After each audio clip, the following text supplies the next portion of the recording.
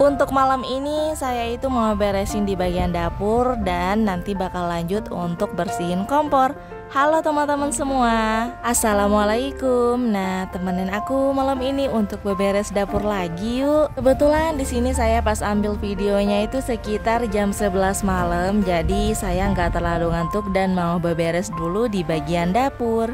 Oh iya, di sini saya mohon maaf ya teman-teman sebelumnya. Kalau pengambilan gambarnya di sini saya pakai HP berdiri aja. Ya nggak apa-apa lah ya teman-teman. Yang penting jelas gambarnya dan juga jelas penjelasannya ya. Nah oke, di sini saya sudah selesai beresin cucian piring yang udah saya cuci kemarin. Saya udah simpen juga kerak piring yang pink. Jadi di sini saya mau lanjut lagi untuk cuci piring. Ya beginilah ya teman-teman, pekerjaan emak-emak itu setiap harinya nggak bakal lepas sama yang namanya cuci piring. Jadi kita itu harus ngerjainnya setiap hari. Meskipun kita ngerjainnya itu setiap hari, itu kenapa ya selalu ada dan selalu ada di tempat wastafel ini? Ya gimana nggak selalu ada, orang setiap hari dipakai kok, gimana sih bunda?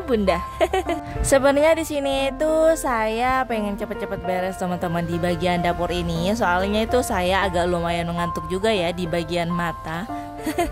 Tapi saya nggak mau ninggalin pekerjaan yang banyak ini. Takutnya nanti itu juga males pas paginya ya mau lanjut masak. Jadi ya udah deh, begini aja teman-teman, saya langsung aja beresin sebelum tidur biar besok paginya itu saya langsung siap untuk masak. Sebenarnya kalau jadwal untuk mau beberes itu nggak ada sih teman-teman. Cuma pas waktu kita mood aja kita langsung bersihin aja biar semuanya cepet beres. Tapi kalau kita lebih sering menunda waktu itu bakalan membuat pekerjaan kita numpuk teman-teman. Jadi usahakan kita nggak keseringan ya untuk menunda pekerjaan kita. Oh iya teman-teman, di sini saya mau sedikit ngejelasin juga ya. Di sini tuh saya beberesnya sambil ngonten aja teman-teman, biar ada kegiatan dan juga buat ngevlog aja gitu. Di sini tuh saya nggak banyak ngeditnya ya.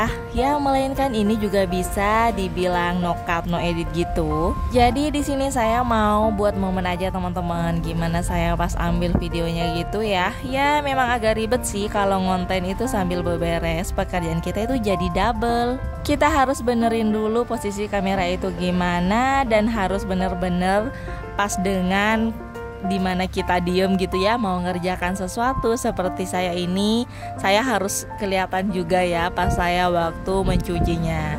Ya beginilah teman-teman, kalau kita itu sudah terjun di dunia perkontenan, apa-apa itu mau dibikin konten, apa-apa itu mau dibikin vlog gitu kan.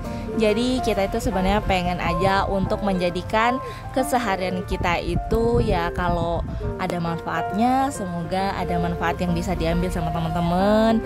Kalau enggak ya saya cuma mau menjadikan momen aja gitu ya. Dan di sini tuh kalau ada kesalahan saya sebelumnya mohon maaf ya. Awal aku terjun di dunia konten kreator di YouTube itu saya pengen berbagi keseharian saya memasak dan juga makan bareng keluarga gitu teman-teman. Tiba-tiba saya juga kepikiran kenapa ya nggak sekalian beberes di rumah, nanti dicampur lagi sama masak. Pokoknya semuanya rasanya pengen dibikin konten teman-teman. Ya biar suatu saat aja saya bisa lihat kembali gitu ya. Buat teman-teman yang pengen menjadikan kesehariannya itu momen, atau ada hal penting yang mau dimomenkan gitu dan takut di memorinya itu full gitu ya, di memori HP-nya. Jadi teman-teman bisa bikin konten kreator juga seperti saya, tentang keseharian juga boleh, tentang makan-makan atau masak-masak juga boleh. Pokoknya sesuai dengan hobi teman-teman masing-masing.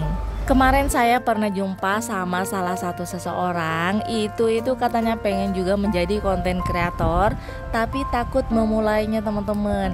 Dia itu siap berhadapan ngomong sama orang langsung, tapi dia belum pede dipegang kameranya teman-teman, dan harus mau ngomong apa, katanya dia bingungnya di situ. Ya saya bilang aja, semangatin aja gitu ya, mulai aja dulu dari mana bisanya gitu saya. Terus kalau kamu itu pengen terjun di tempat umum, boleh sedikit-sedikit mencoba, nanti lama-lama juga bakal terbiasa. Nah bagi teman-teman yang juga mau terjun di dunia perkontenan, itu sangat boleh banget teman-teman. Tapi saran saya itu dan pesan saya ya terutama, jangan pantang menyerah dan jangan pernah mendengarkan kata-kata negatif ataupun kata-kata yang membuat teman-teman itu menyerah, yaitu kata-kata dari teman-teman offline ataupun teman-teman online. Terutama itu pasti dari keluarga dulu ya. Nah, kenapa saya bilang dari keluarga? Pastikan kita itu kan pasti membagikannya di sosial media atau salah satu sosial media kita, entah itu WA ataupun Facebook gitu ya teman-teman. Nah, salah satunya pastikan berteman sama keluarga kita. Jadi kalau teman-teman itu diejek lah, ditertawain lah, itu biasa aja teman-teman. Saya udah pernah kok ngalamin seperti itu. Jadi menurut saya kita nggak perlulah mendengarkan apa kata orang yang bakal menjatuhkan kita. Jadi kita harus tetap maju dan terus berdiri tegak demi kesuksesan kita. Amin. Pokoknya harus tetap semangat dengan tujuan kita teman-teman. Itu salah satunya sih. Gak perlulah kita memikirkan apa yang udah membuat kita itu sakit hati gitu kan. Pasti adalah teman-teman, entah itu tetangga, dari keluarga, ataupun teman-teman online dan offline. Aku juga seperti itu kemarin teman-teman. Tapi ya udahlah ya, kita mau gimana lagi, orang kita sudah terlanjur terjun juga di dunia perkontenan. Meskipun kita itu gak kerja di dunia perkontenan, kita itu tetap bakalan diejek juga teman-teman. Toh kita itu nggak bakalan sempurna di mata orang-orang. Jadi menurut saya biarkan saja orang-orang itu menilai saya itu bagaimana. Yang penting apa yang saya kerjakan itu tidak merugikan orang lain. Jadi ya udah, di sini saya lanjutkan aja teman-teman apa yang harus saya lakukan gitu. Nah, oke teman-teman, kita balik lagi ke video ya. Sudah selesai aja nih saya cuci piringnya. Nah, di sini saya mulai pindahin tripod lagi ke belakang biar saya lebih kelihatan lagi untuk membersihkan di area kompor. Nah, kalau sudah pindahin tripod, di sini saya maju lagi untuk masuk ke dalam video.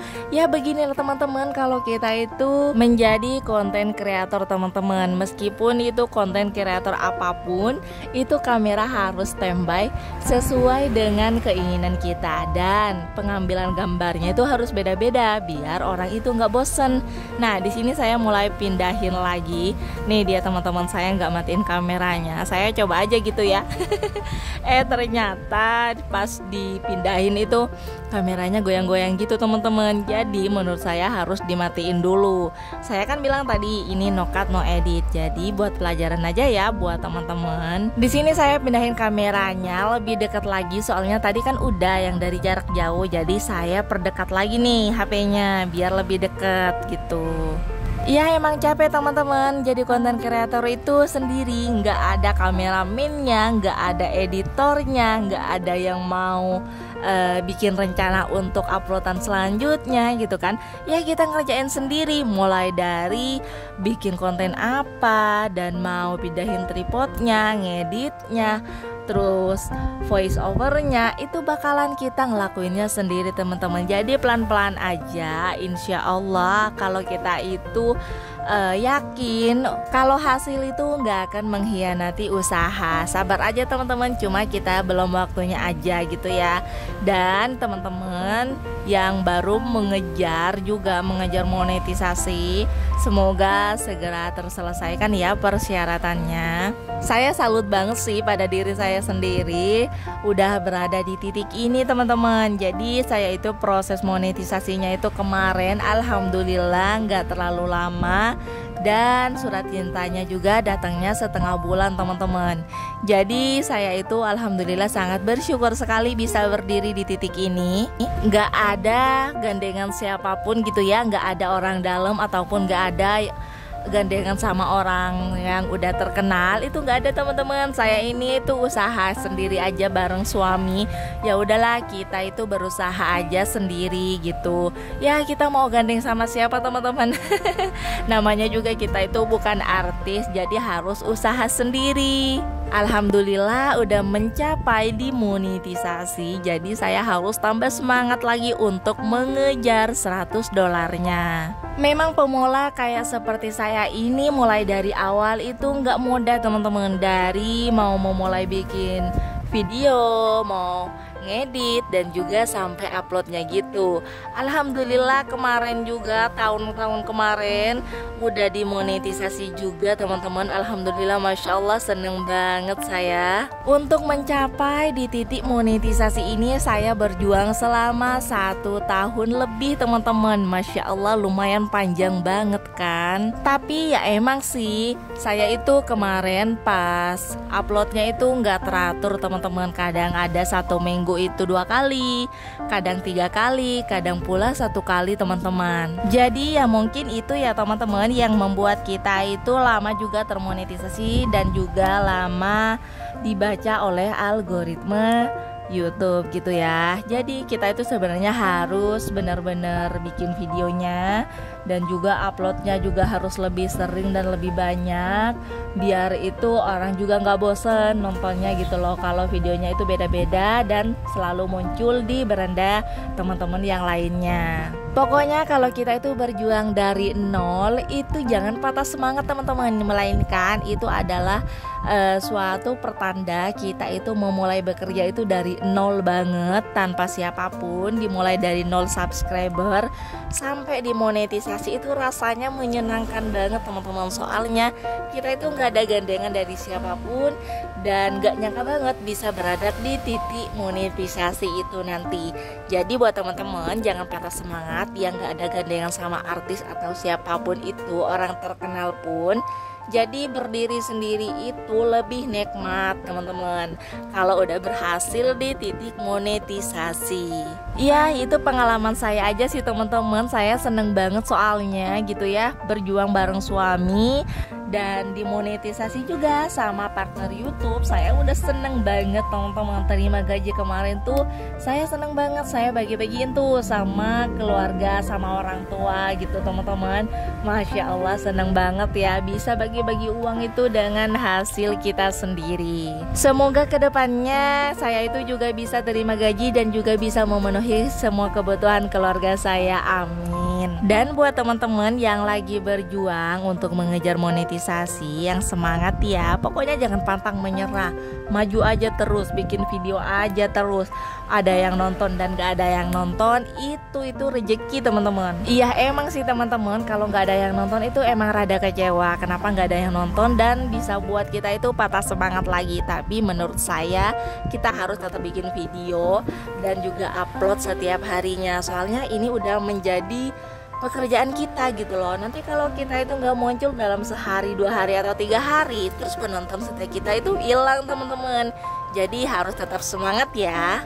Yakin aja, rezeki itu nggak bakal kemana teman-teman. Jadi teman-teman harus yakin kalau kita juga pasti bisa berhasil. Masya Allah, mulai tadi saya ngoceh terus sampai udah selesai ini saya beberesnya di dapur. Ya udah ya teman-teman, saya ceritanya sambung di lain waktu lagi. Di sini saya mau tidur dulu soalnya ini udah malam. Bye bye.